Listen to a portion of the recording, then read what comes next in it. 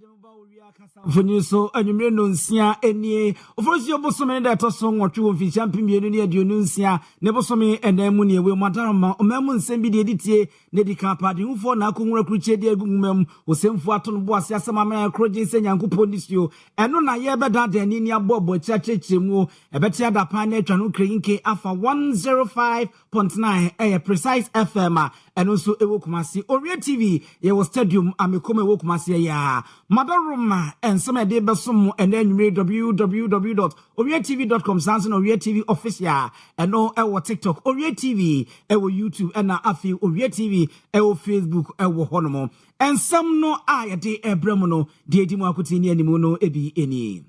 Oswafo wo hwe enkro nkitwa ne amembom ahenie ene soma wodo nsam so de abetudwa sagana mampanyina ye krado senne na sebedwa ne esi ginaye ewo LGBTQ emra na ompeso mo ye na ono nso ebesan me no Kaseɛ road safety empanyimfo de aba betudwa se Toyota Vozi ehyen ya aba eyanketenkiti bi a wo mahya ase didi dwuma ewo yakwan so no won mabra emfa emra kwan so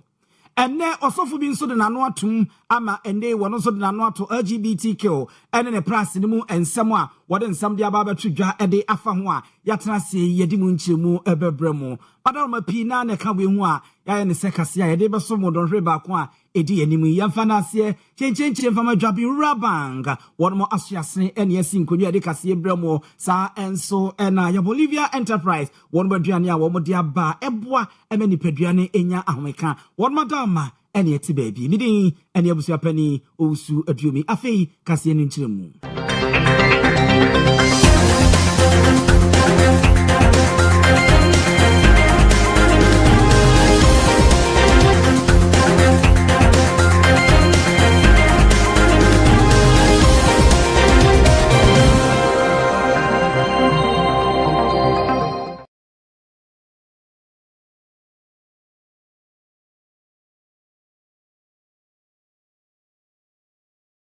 Honomo and samba kwase se ye twene da re ne da paso na ye hu no ese adwen eye LGBTQ emma ene ma ene mema ena no ma ware ehun sam se de Ghana yes ye no yenim se wonmo aye ni bedi e de akoto man Ghana mrahye bedwa fie a wonmo hye se mrahye bedwa ne ebewie na Ghana mampanyini e de nsa ahye ase no asan na atimi abeye mra ye nyina yenim se na danko akufu ado penso no wonmo tentam ya ema wonmu wie ekodu mampanyina so ye nenso mampanyini bibi nti wantumi ansan ama na ameye mra enne ko adu chenchenche freedom kuma no akodi abo aban ne se aban na ye no dada akra ena obebo moden eto mrade ede dada Ghana foto abama no onya akwanya no wie no wayi nani ompese obesan nenne enam so ama oswafo a wono ena wo hwe kronkitwa ene mpatamu amemmo sanso ena esom ene ahenie mu ensam so ononyamfo Ahmed Ibrahim ede abetudwa se Ghana mampanyina ye krado a se nemra hye bedwane siginaye no mu wi a obesan na abeye mra empremprem ne wo Kaseɛ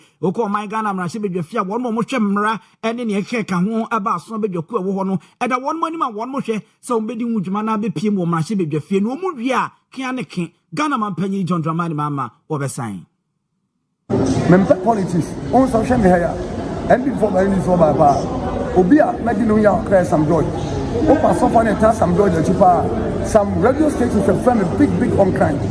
me omo ye interview mama ka some joy ye bo empire talent tama NDC enyama ba mu we go come bia na the support talent say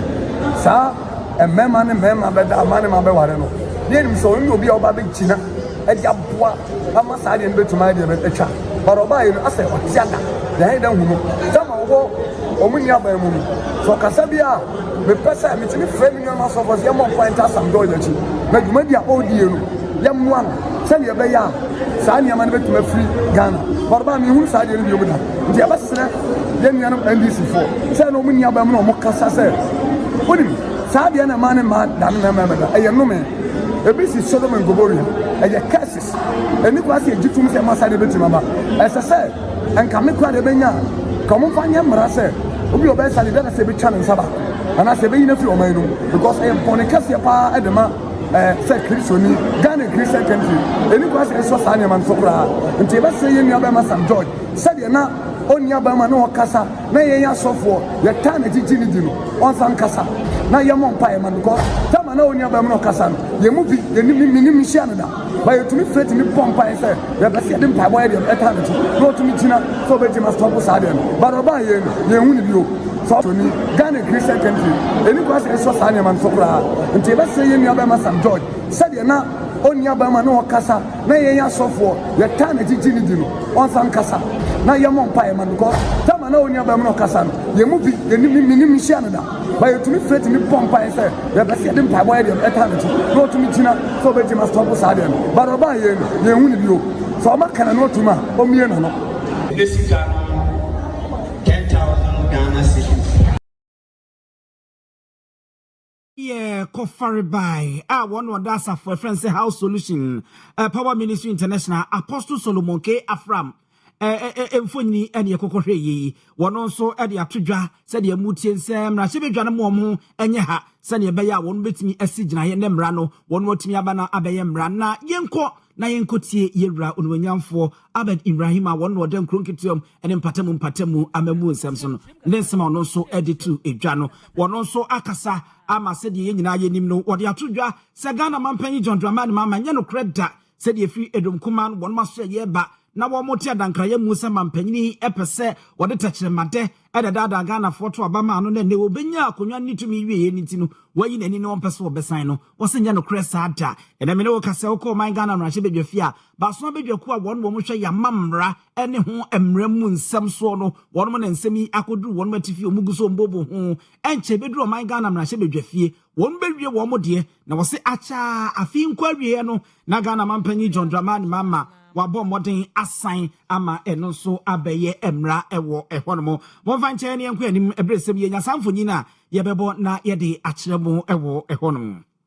Abrano ya na aban no won mo da won mo nkontabudie ano obomode siginaye no mo de oman sikasam ne hu pomasibre no won mo ede beto bedwasrede echeche man Ghana emiye usane enema esi eko ene me ne wo kasa ye sawre opepo no mu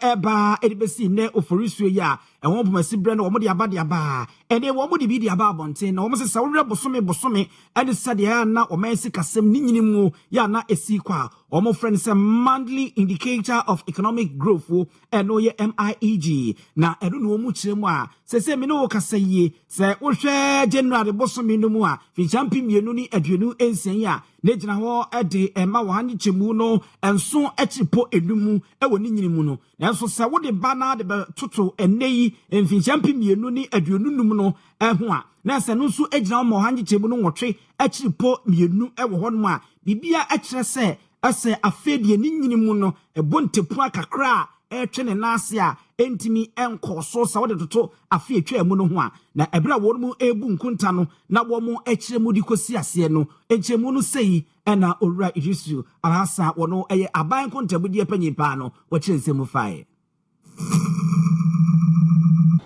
For January 2026, the MEG index stands at 119.2, up from 110.8 in January 2025. This represents a year-on-year growth rate of 7.5% in January 2026, compared to 8.2% in January 2025. Now, what does growth rate mean? It simply tells us how much the economy has expanded compared to the same time last year. Let's break it down. Economic activities in the agriculture sector grew by 4.5% in January 2026, down from 9.3% a year earlier. This suggests slower momentum, mainly reflecting seasonal patterns in crops and livestock. Industry grew by 7.2%, compared to 9.7% in January 2025. The slowdown is linked to reduced activity in oil and gas within mining and quarrying. Services recorded the strongest performance, expanding by 9.6%, up from 7.7% last year. This growth was driven by education and information and communication activities. In terms of contribution to growth, services accounted for 54.3%, industry 29%, and agriculture 14% of the overall 7.5% growth. What this really means is that While the economy continues to grow, the pace has slowed slightly compared to last year. However, strong performance in services is helping to sustain overall expansion. Because MEG is an early indicator, these results suggest that Q1 of 2026 GDP is likely to record moderate but steady growth, but supported mainly by the services sector. So what are the key takeaways for the January 2026 MEG? The economy is growing, but more slowly than last year. Overall growth in January 2026 is 7.5%, down from 8.2% in January 2025. Services continue to be the main engine of growth, driving over half of the total expansion.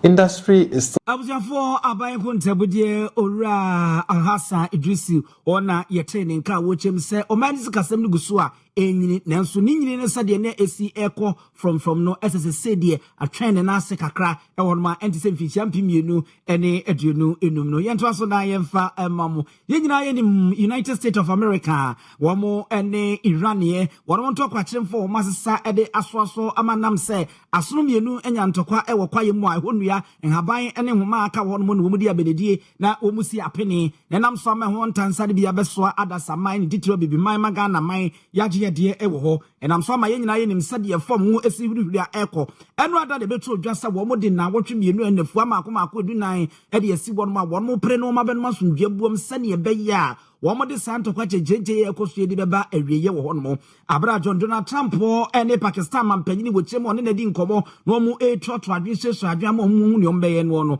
wamade sa eye osiwiye no ede betu dwa English body kan say eye ceasefire na ene yete ya ne say efom mu se de adwama so na ankore ba ku bia no dollar no mako wo ha ani edu no se de so twan ama ba bedru abiokunu enum $95 ya every $110 no ede aba efom ewo hono danu na Ghana 40 ne yesi anye we de enye nse kane ye kogro wo ba ebra wo ba watini atrase no amfa no wanka be ma no nim be ma se de mre wafo okromo ene gidi dono se won motombom gongongongongongongon wo se ye ya grace yatimi atrase wo hu be mo ye be gro ni bro ne ma me ani agiu sa na ne Ghana fo hwidwo mu sanse ene ne be ba sa de a efom wo ekosoro ma na nsen Ghana fo edi abededie no ebia na ebe bo fom yenti eye Owia Kaseɛ bo homa to homa ede ani echiremu ema o reference Samson ade wabimpa ewo eye awonini ho ensem so emo de atodwa se no kwasem ni so rese ni esitie ne de na se etoa so de a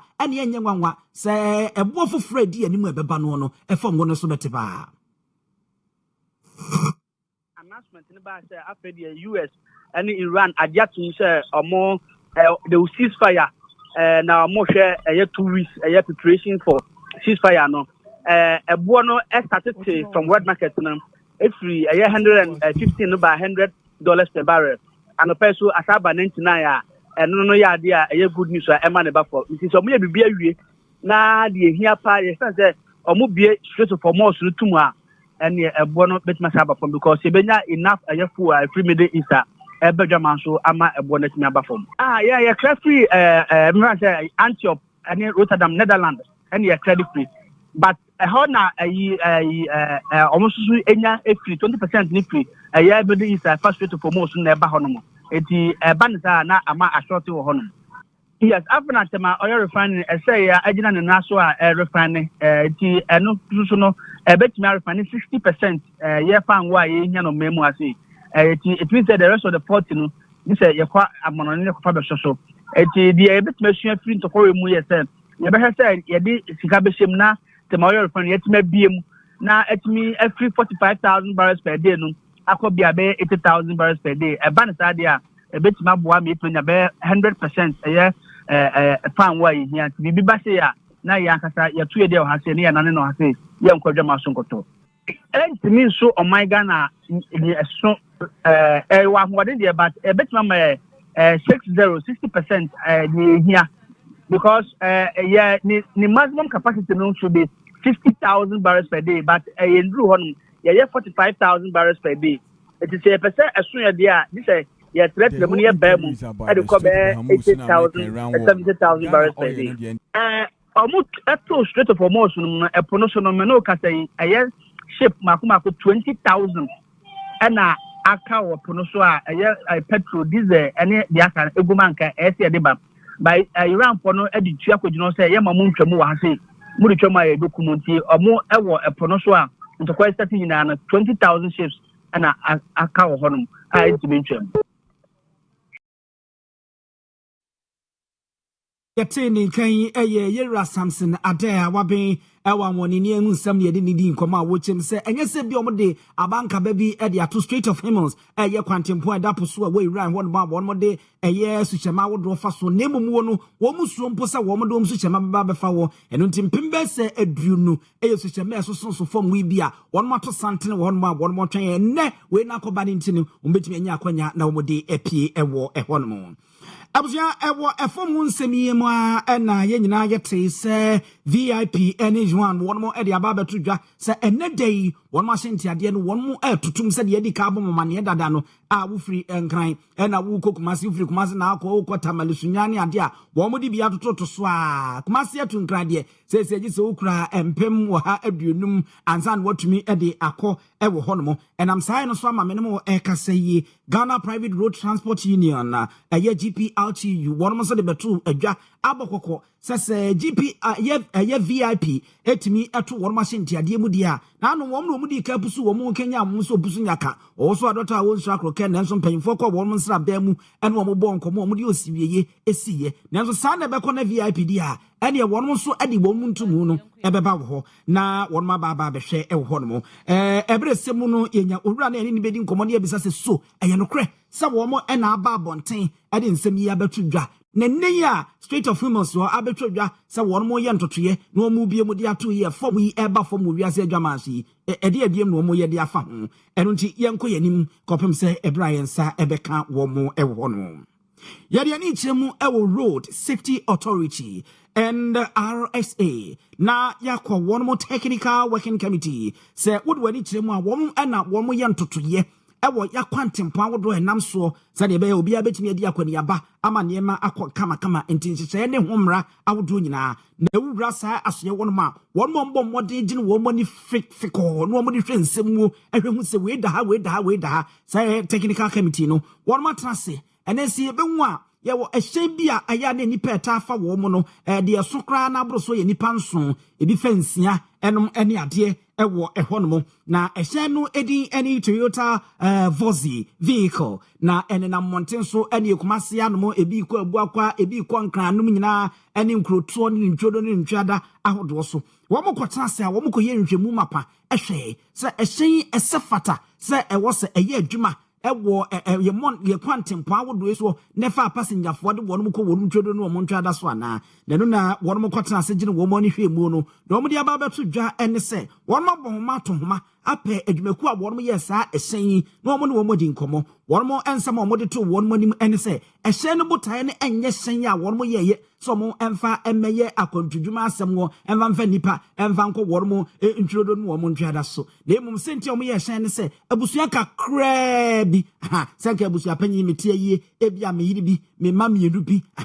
na chese wo mo ena wo mo di tu kwan kakra bi a enye nokra ne enye kwantempo na se kwan bi a wa bia ne ade bia na se ukoye ne se wo de fa passenger fo e de ohye e de ba beto so a emwa eno nti enye sen ne botaye o mo yeye so mo mfa enye passenger fo adwuma no enti ena me ne wo kasa yi wo mo de abeto dwa se tintontan wo mo de osiwiye e de ato saa ehyen no so a emra kwamu no emfa mra kwamu se ebeye adwuma wo no mo owura wo no ene obo modern na basoma bedwakuo yi wo ye dwomtani a wotena eproti eye Dr. Gordon na kafu yi anyato wa kyensemu has Toyota Vozi is a minivan for young middle class family and not for commercial passenger transport. Because it's not, in other words, it's not designed for high mileage and it's designed for paved roads. So within the city, it's assumed it's paved, but once off-road situations come in, then they advise that we should secure Toyota Haze rather for commercial applications. And we found that in the market, the ground clearance was quite evident because as part of the conversions, they had to raise the vehicle. They change the tire. And also the tires that come with the Toyota Vosi vehicles are passenger tires. We have commercial tires and then we have passenger tires. The tires that come with Toyota Vosi are passenger tires. Means they are not meant for high payload, high mileage, that will stretch the structural integrity of the vehicle and compromise its safety during a long journey. So most of the conversion involve change of the tire, change of the suspension to raise the suspension up. On the systemic regulatory breakdown, we found a proliferation of the conversions and ride-and drive vehicles to be unsafe, unlawfully imported, and improperly converted vehicles operating as commercial vehicles, which has predictable consequences. So, for example, we anticipated that the Ghana Revenue Authority should not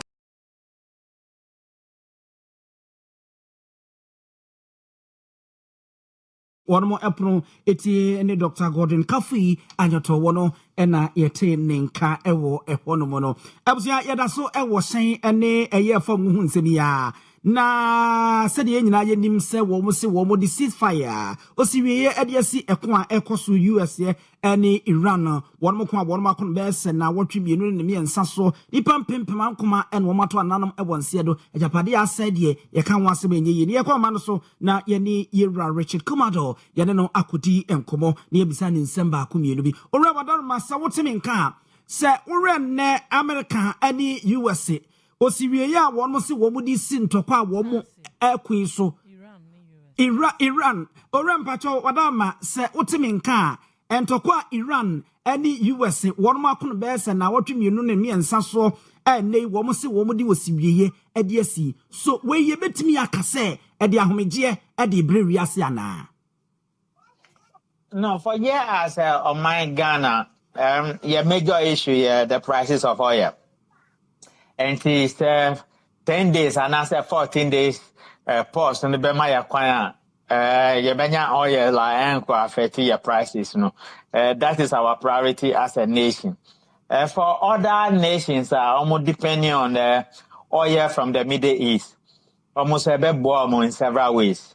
But besides that, war be whether you're small and as a big, once also be brave all over the world.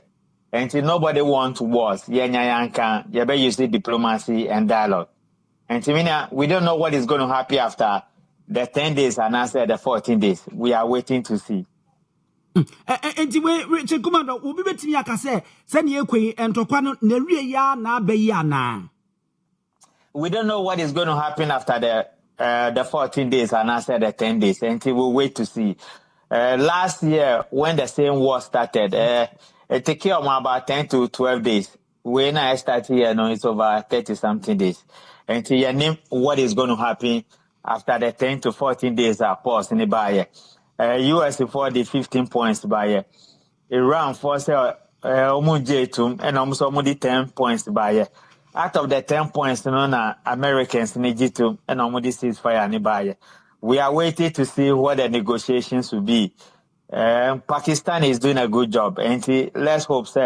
something better is going to come out. Other than that, it doesn't look so promising. Minim sa wadama wo de said ye wo timu bobi na onim di Iran for emra be se du na sanje se edu a wo mo de abegu America animu se wo mo tan se di nkomode a wo mo hwe na eno nso wo mo fa nkwa adwendwim ansa na ntiase bi be ye adwuma ye adwuma so resa eniema maako du ya eyade a broni beka say possible say ebetimi aye adwuma ma wo mo ho ato mo. Not on the part of Iran because someone normally 10 America na di 15 by a first time. And Iranians in this almost 2 and almost 10 by. The post was given as the result of 10 almost by. And so for Iran, they've made up their mind and they've given out 10 points. It is left with Americans to say we agree or we disagree. The last point is very important in this issue no call UN Security Council US for the proposal by the Strait of Hormuz need to be open to everybody. Two superpowers, China and Russia, veto here. And see, that aspect of the war, one of the conditions of the 10, it goes beyond Iran. It has entered into the National Security Council. And the determinations to decide whether the Hormuz to be open freely, and I say $2 million now per ship, and I say $1 million per ship to continue even after the pause is taken. Wadama mimisa we na fe yemfansi se wore ceasefire enhye omodia ben na sese anya adwuma ekwanfoforo bi ewo honom a Ghana betimi afa so anya form wo ana. One way is to negotiate with our neighbors. Dagote is just around the corner. Other places, in some other places, we can negotiate. Minia Edoji can say there was 6 weeks and 8 weeks for petrol and diesel. Probably they will take a decision in the interest of the state. And so that is our major issue. Once they are able to resolve that, we'll be fine. Medasi anyumre ene obrano adaje. Abusafo yani yera Richard Kamado waben ewo bambo eni nsemu eni ninchechire mu wono eni ni kodi nkomo efa osiwieye a eni ababetodwa se America na afeye Iran womo ko abomo kono wompese womo edisie na afeye wono anum asomdwe ebuamu no yento akase ne so na yemfa emmamo yenyina yenyin se yewura kuntunkununkun kenoforiata anu yo mei photo samfo wo wie na dwuma ewie ye wo Ghana no ensem bebre ene nyina ye ni anim nsem a Ghana abanimpo ene mra pese wonmu nsaka no won wo ni kogina mranim no yi nsem bi ano ewo ho no ene yie me de ekasa yie ababa betodwa se susupuno a wo mo de to ho na wo mo di nipa ebiti second oforiata edi ekogu so ene ade no ene yi wo mo yi din edi efri so aye rakin oforiata immigration and customs enforcement here IC sa edin awodo no nidi eni so biemu a womo yi edi efri honmo na eno na mre nimfo a wonmu ginamu na wonma redre mra no modi hu enkomo obi tesa menka premo osai bonsu Bruce Kathleen na afeye wonma pamfo eka ho edi aba betudwa se na me no kasa irakin oforiata nyi se ebia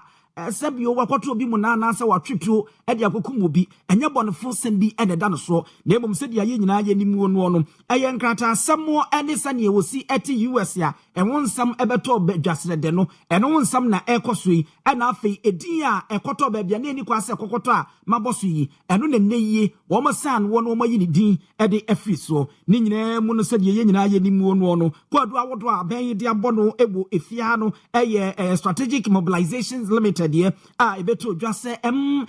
SML ye ene opempimba ko achiripo 1.4 billion eye ade a wamo oman aboho ka eno nti special prosecutor ene aban pen no mo de negina ababa beto dwase nasem no wonwieye oforisio bosumi de toso aduonu nso Virginia America memu no obekọ no ne America man no wonmo ensema wonmo twendare wo court no wonmo akoto aso a the African ofori atanso asoye ede aba eno no moma yemfa yeni enchiremu na yenko yechi na yeni yenua imoro enkokodi enkomo ewo ye de tumodim se abeto dwase omose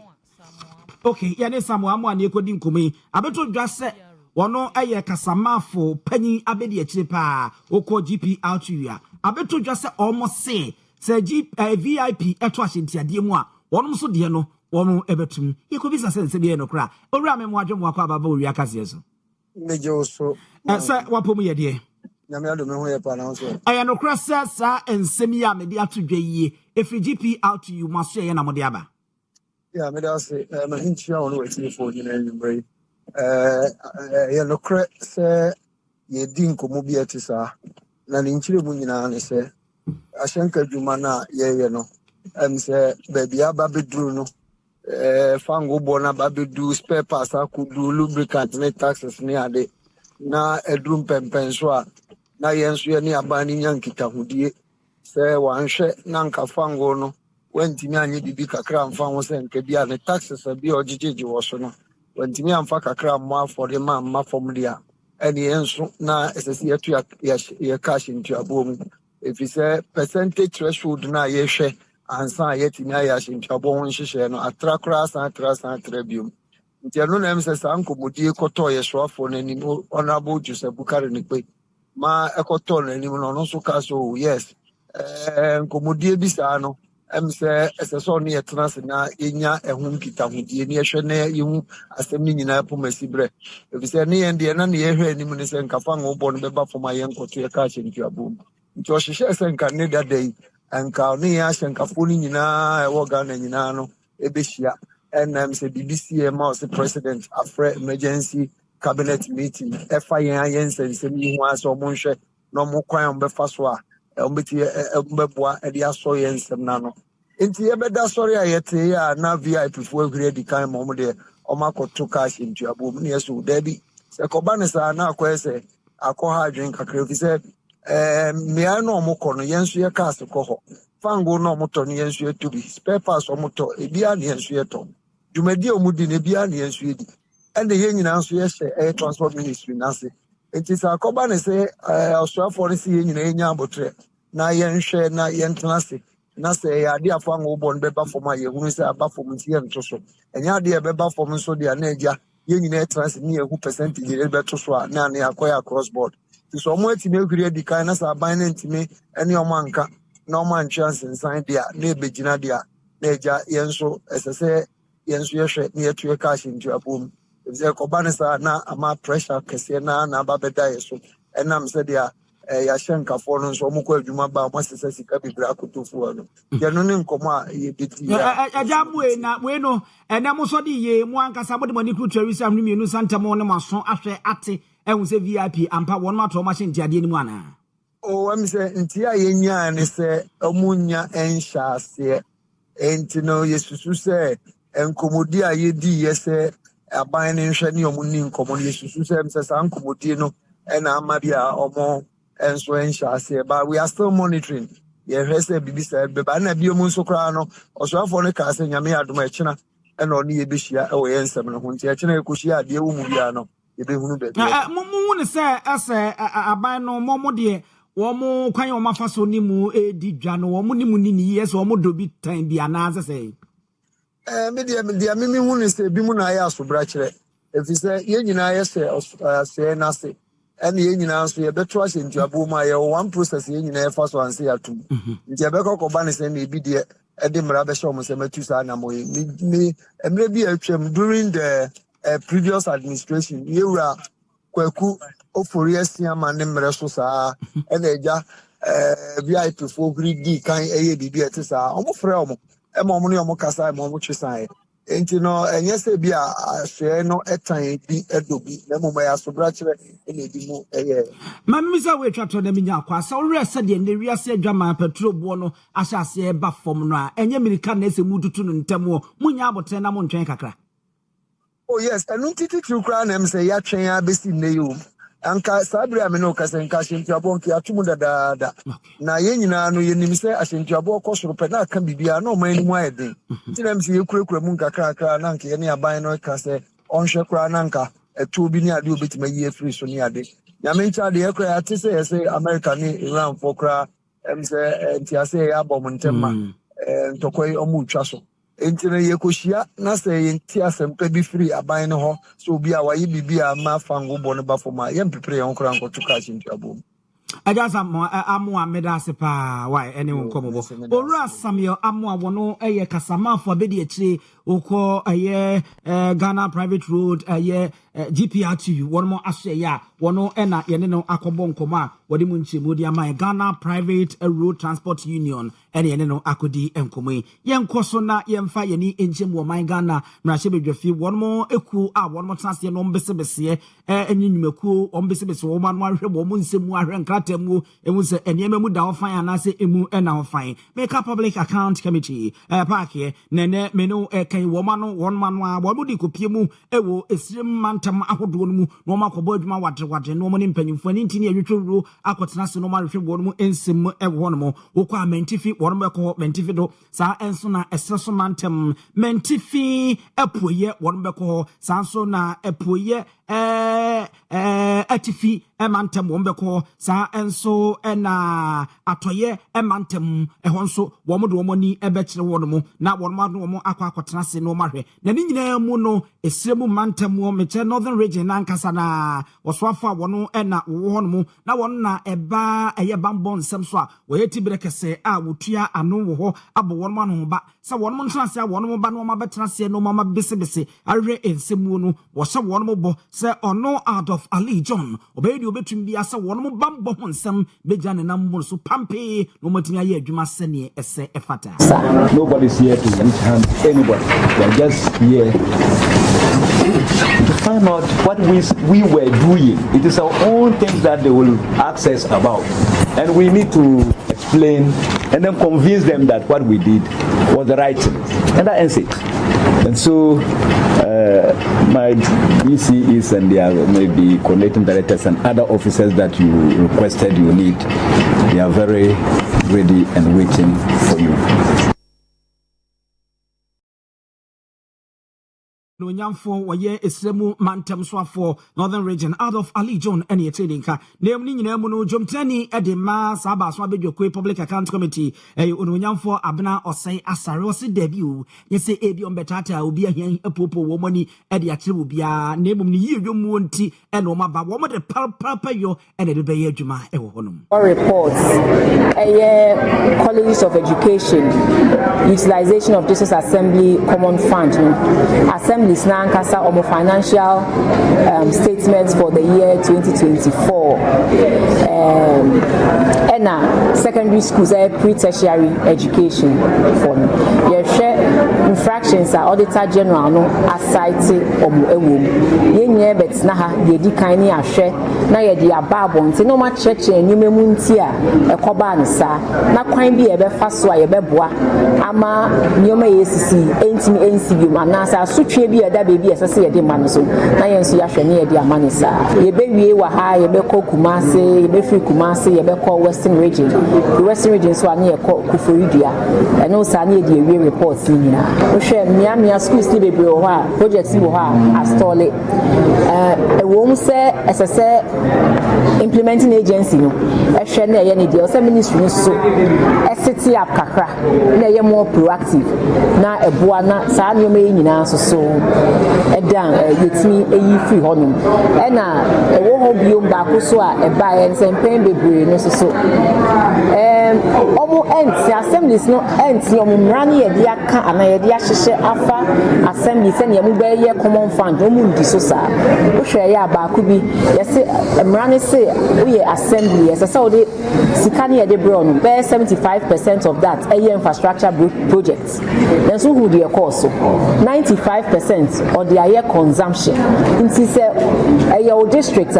impuntu ben pa na be koso wo ho efa school adan efa hospitals efa nioma esese odi na omanmu ni nyina ehu se bisika na ye de hye wonsan odi ye nioma sei inti sa nioma we ni etwetwe omadwen ekoso na yetu omofo na se oma anya se ne mrakwan ekire Ononyamfo yabena osai asare ena yetene nkase wono nso de botaye ntia wono mo abantase edi etudwa no wo mu dwumadie mu na no ena ebeto dwa se public account committee wono mo ntanse mu no ene yi menemo ekase yi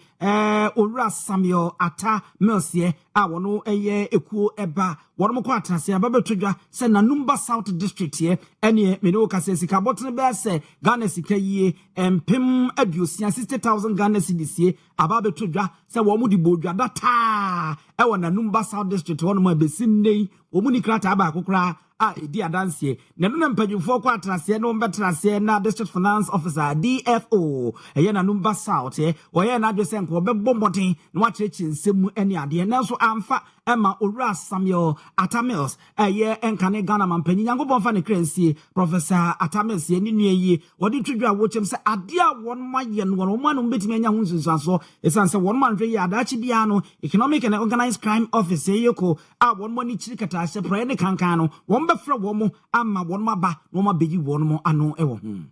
As I indicated earlier, they have provided the relevant documents to support the payment, but that was in our recent follow-up.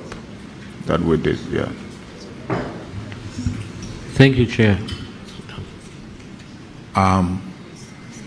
All assemblies, so that you know, if the auditors come to your place and you don't have receipts to cover payments, you won't come and sit here and tell us, I have now acquitted them.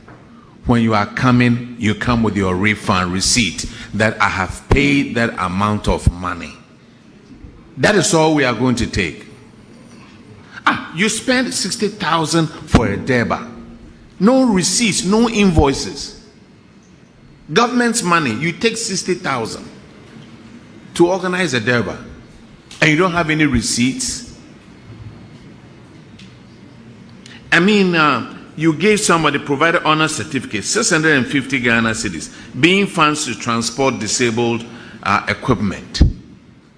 The person who was transporting it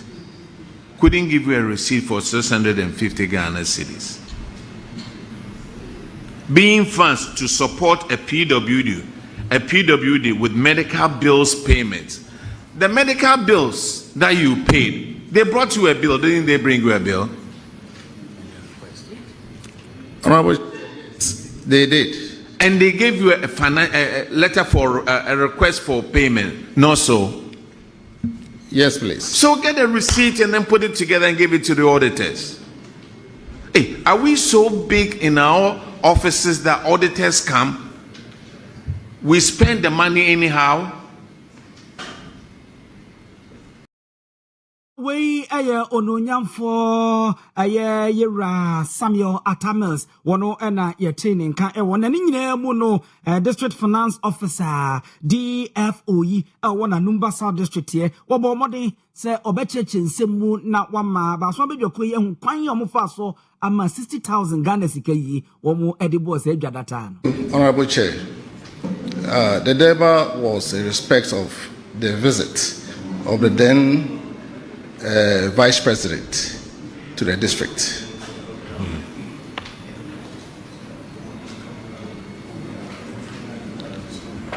So, could you tell us, average, how much was used for honorarium and how much was used for logistics? Ballpark, not specific, but ballpark. Yes. About 40,000 was used for honorarium, for logistics, and 20,000 thereabout for honorarium. Okay, thank you. My second question: did the internal audit quarterly report flag this infraction? Honorable Chair, yes, they did. And what were their recommendations? The recommendations, in actual fact, they were in two folds. Talking about the internal audit. The internal audit only followed the recommendations that were prescribed by the external auditors, which was to either, acquit the payment by providing the requisite documentations, or in lieu of that, the officer should be made to refund. So which one was applied? The first one. And what's the status? The first one. And what is the status? It is fully acquitted. Thank you. My next question. Auditors, can you confirm this statement and assertion made? No, Numba South district here, Opena, one more, and wada one musikasam, ano, and motese, or bomodi, the water, Mukanya, Faso, Discani, eti, Jumedi, Ewo, a one of Owia Kaseɛ, would when each remo, Ewo, New Patriotic Party, Aman, you call me champion, Sunko Kroko, one more Australia, and paying for an engineer, rule, one more Edwomoni, actually, National Executive Committee, and neck here, I won't coyentia, would the Indian Ayapanya, one befaso, na a fair would when he echo mummy, I would do to Santania to Aba, in Resibuni. me can say polling stations are what one penyimfo a won mutuatua no de da no no won beto aba no won ayi wo mu enche pi en won ko sina ni mu kotro edinye ema eno no wonu ewieye na ye ne kwadwo bafo ena ekodi enkomo won mu kwadwo otime nka me mo adwo akwaba. Hello, Kojo Abuja, not just say, and no, enti Dr. Laji Mahmoud Bomia, wono Franketini Obi, Sanson Jumteni de Mas Anteman Temtema, wound to me and Yanente, Sawonosu Obi, John Bordun Cane Trofo, Wonosu Obi, Yebra Reverend Tim Fortune, when young from Rachebi Jenny, and Sansato, Wonosu Obi, and Yebra Quabne, a Japan, one winning in Penuphobiaka. Na apese kwa manoso ne ne kwadwo bafo bonkomo na yehwe na yepenchi mu awodo bia kwadwo otemenka memo akwaba media wadawma emprempre ede ehini na wugina na den na ekoso oh the same no kasa ide no kwa so a free efebi atman on the for media for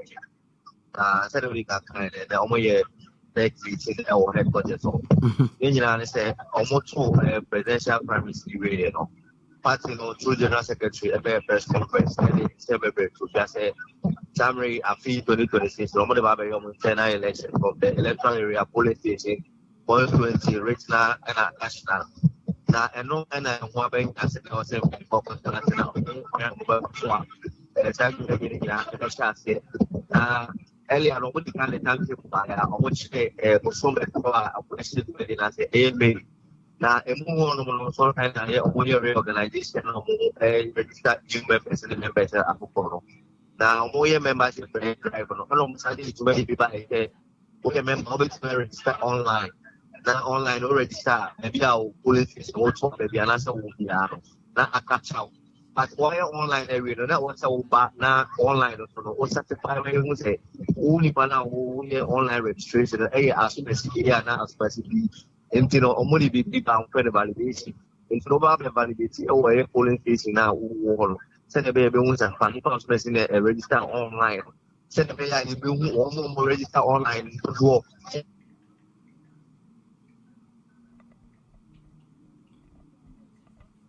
Oh. Hello. Say manumu yi kakra na chese ni nyina mu de nkonkosie nyina ne se mpanyimfo a wonmo ekabi wom no omano aduru bunu mu na aba na akwata se wa manyuko na so ya wonmo toato adwa ka enema bomu no mawu kwampapo mbefa so a sa abato ne ho ne meyi wo metumi ato na kama na enkofa kwabua ene kana sichie ekwan bia so e wonmo ye na musini kwadwobafo na yetene nka ewo ehwono no yento aso na yemfa emmamo ewo afia pem anwotwe adiosia ensia mo ne beto dwa se wo man Ghana court ba tan a wonne mra ne nyina da no kukumu Supreme Court wonmo abobode ayetintim ewo memu ya mamra afia pem ankro adiokro emienu no eba ye akiri ebebo na chidom ama wo mabo adwuma wadre edi abesine na enei abeto dwa se mfincha makomaka wo ha ene aduonum na chese ne bre na so a wonmo eba behye eho afanyie eno enam so amom de atodwa se oforisio bosumi ni de tosu edu ensia wonbe pa odwumade ni nyina eho ntoma na odwumade ni nkansa pompo so ni nyina bekoso ewo kita won sabosumi miche July na wonbe koso a wonbe hye ho efa ewo honmo eba de sa no mo ba so abedwaku a wonmo trase no mo de wonmo ni kroje ahwemu atoto niema se de be ya wonmo toto niema adense ewo honmo eno nti enumuo no wode wani echima his lordship Richard Ejefrem Ponwo wono eno ye jumtirani edema wo mu wakasa mo de nsembe bredi atodwa wase so we Supreme Court na ebeto ho no na nokwasem nie osuobro wase abo nkase pampam me niema de won mo agibi pa omanfo ensama won mo kan bi won ma ya na eye pa ebi so won ma wote a na ya abofono a chese enkoyie amanyo semu ahunahuna ne atata ne ade a afei eniema bia na ekoso a entimi moa ema won man kasa won madwumadie ene ade entimi enkonkan nanso ni nyina mu no wo magina wo na mro so pampe se subontim koko ma yesa abe amehon mfaso a Ghana fo anya biedie bebre kwa a ni nyina mu wo mabo adwuma besi ne eno nti na wose won bo moden na wo mo hye ho fa enya fa hye keke de mum eyade a won nso Supreme Court wo de betena se na wo makọ won bo chia bu nkompo na afi wo ma hwe nkrata mu no mo hu ekwan papa ene niema de ye ene ne enya wo so mu jade to ene nsakraye wo so mo yo se de be ye be mu dwumadi no etimi akọ challenging yet enduring the court has not been spared the misfortunes of political hostility, military interventions, featuring suspensions and abrogations of constitutions, societal criticisms, even condemnation, some fair, others unfair, and in some instances, extraordinary legislative realignment. In all this, however, the court has survived and thrived. And in the chapters and verses of this evolution, the court has held on to its fundamental rule of defending the Constitution, ensuring the protection of fundamental human rights of the citizenry, and enforcing and sustaining a true democratic system of governance. The Supreme Court has not just been a court, but a very significant national governance institution. A few of the noble decisions of the court, which attest to the promotion of constitutionalism, good governance, and the protection of human rights, may be recounted in brief. His Lordship Richard J. Frimpong and I watch him quite almost faso na invincia woha any adunimi one masha fa na aye kama hooray yamamu afinsia pa ewo ehonomo ya to aso de yani akyemu ewo kukumu ene adea edon kuma no wo mudo mani akwako piem ya de atomo dada se wo mugu so wo mote adankra mu wo no ebodwabo sudwetire ekyiremu ede kyere Ghana for the Ghana mampanyi John Dramani mama se wonti wo mu so frɛ na kokko nte so na wo matem de atwa wonsuru mu wo ne anyasam keto akra wo mu to mo ne nanam kokko akuafo wo mo koto bo atodwa bia atwitwe enkrampan ene ade ena wo mu bonkomo na kokko no kokko pie me maami bia wanya mfinsia aduoso en9 wode to wo bonim maami abenanya akono se ya mena se bedwane ene yie wono eye wosoafo a wohwe eye agriculture ani kuadwuma ho nsem so yie papa yi ensama wo kan wo yempata manyasem ketwa eno ka ho na ma kokko akuafo di milikaji bum kwoto abade be ndi si amanyukwe no de bia no bebo wo mochi so ombetum ni ade wo se free bra kokko nteso yi ba yeye wo mo nija enchi papes was wo mra no mfa chew padi mu den emfa mre wo mu na aka be ma ya be to ba no na kufu ado atuye kokko no so wo so no de ma ya no o de kokko se na nado odisi ai enti akuafo yankwa na nado wa na yakwaje yante san de kokko na o se san nka o tono bisa gboro de ma ya nde odisi enti yankwa kwaje yante san enti aja yesu nyina ya adu de aja akuafo ya wo chiri ya bisa wa de da no so bare so ma kokko no sista la de 70 dia aja ye batwa ba no aman de ma ya nyina ya kokko ba ade ma andi si abai na wo mo na tia agwaro enti abrase kokko ba ma no ya fe ya fini katradi afi ya kokko no ya se ya kesa mati ti sai obi ama ya tete na chire moti owia na wo da ba ti sai dia ba tete ne o mampanyin wodi o hamo pa sesi akuafo ya ha se no ya busafo nyina adwane o nyina ko gani sase ni je se mi jira wo sani o ko fete ko ka bro ko te ka je mi sai e bo ni santi ko kwa ko te mo je ka tira bi to ni o ko ga na mi sai sesi apani na mafam na ko te ba me na ko nyina na mi ko tu ko no abi ga pa Ejado ne ani ko pako ne gama abade mo nyamse amenka cheno na won mo mapa da ye kokko akuafo no won mo nsumu bi di nsem se tudwa do batebi ne sani die akasakakela ya famo abana ani ne fra hapu la da ko na asma ne kan say o man padini Owia Kaseɛ Kaseɛ babu ya ne sɛ mi ni sɛ buru mi na mi gina hai mi sɛ papa aso me sɛ de mama we be bi fom na da ati bi no me nge sika ada ka me ma ene ne sɛ sɛ mi gina hai boko no yanto no ba ka to ha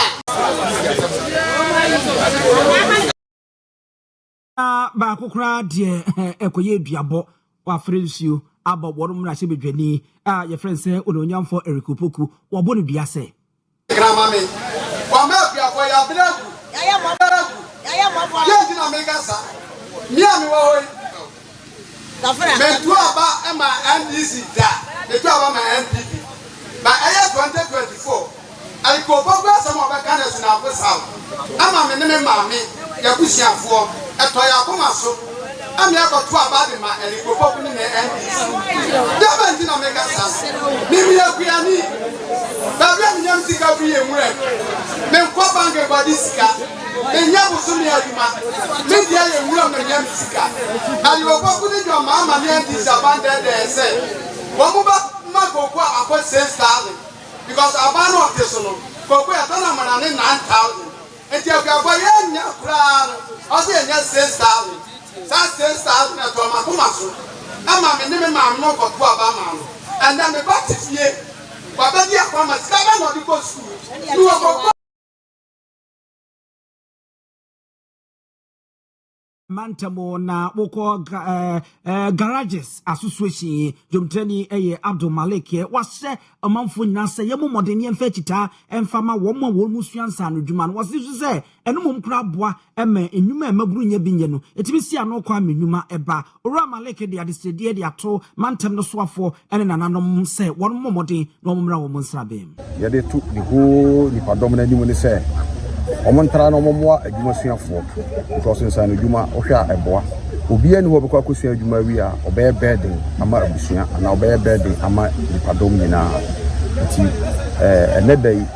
ekeka yensa se eye afo galages association to yensa epe bibi edekan ano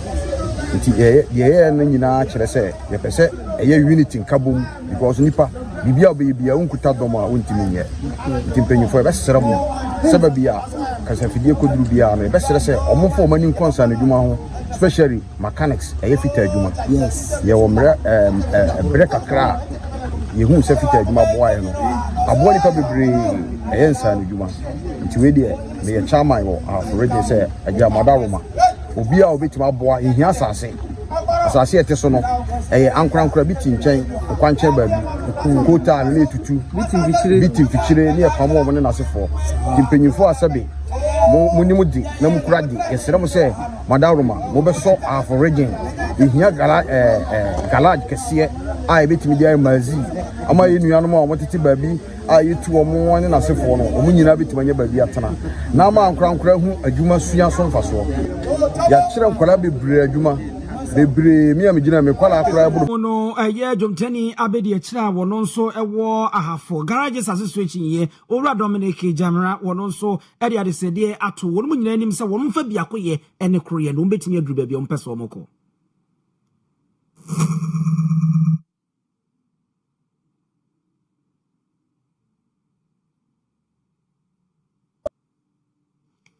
ahafo nyina se ye besrem se de ko na ko du bia no omama adwobro emla na omunyanka bomu se ne go so fo aye nka bomu a eko no ekoso nyame ya adom a ye ba bitu na ma abomu nyina na so ba ye ba no ye ba for odokwan so ene nka bomu kwan so ye pese ahafo nyina ye nya magazi kese ba ko enya go so nko a ye ahafo nyina bisa se ne se o pa de bi ato na o mane kuma so ne de bre o kra na sika beje wo no enya asam kitwa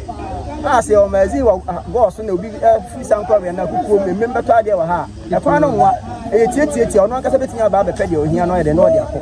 ba isanse ani bi wa ha ntino ye mai ho so anye kuma se ana ya buso kan enkran ana se bi asunyane nti ye be se ni watimi waka mi bia aba omumu no especially ye nua no mo sankore kenya ase emem ena achirensia hidiem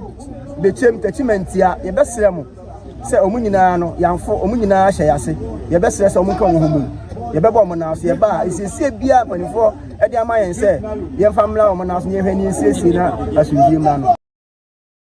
asam no yemfa na asem koma Dwabira Bank sikasem dwadie meso bensa no ne nkonkotwa adwa wadwo wo hyese no wo mo so won mo bi mu betimi atena ba bia wutie bia wohwɛ mi wutie bibia no ato hyesa enha ho se wo se afi na ukọ bank wo dial *389*984# na wo de din hyehye no so na to wo hyese wo mfa so bebre scholarship abenya bi e de ama e de akọ school fees deposit no 3 months 6 months and 12 months any ejatuato nya asem ketoa e wo bebre se body a afefe ho no nyasem keto akra eno so betimi afre ye 0242387498 your Bolivia Enterprise wo mo edi aduane edi abaduane o mo de abedi onya ne nsuo sagumnum boko na bibia amfra na nye kama na tete bi bo wo mposo ebeboa manipaduane nuane nu awodo proteins ne vitamins ne minerals no abeye ne ma amanipaduane ayefefefe so always de mayo sukusuku se ebija ayesamu ya enu abi na medians and mabeye nsuo